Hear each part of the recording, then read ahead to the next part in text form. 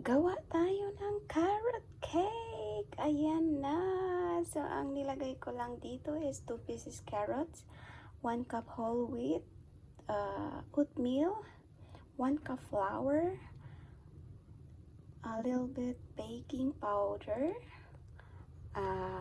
sweet milk or condensed milk, 3 pieces eggs, and then just mix it and yeah, preheated oven 190 degrees for 50 minutes or 55 minutes, and that's it.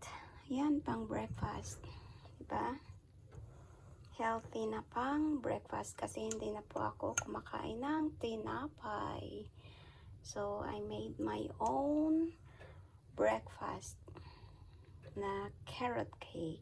That's it.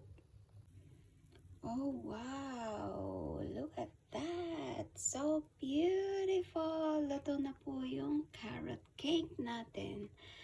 So, kanina po nakalimutan ko i-mention yung add also salt, oil. That's it. So, yan, luto na po siya after sa ating 55 minutes oven. 190 degrees. Yan. Yan, pang breakfast na. Yan, solved na yung breakfast natin. Kaya hindi na kailangan ng bread.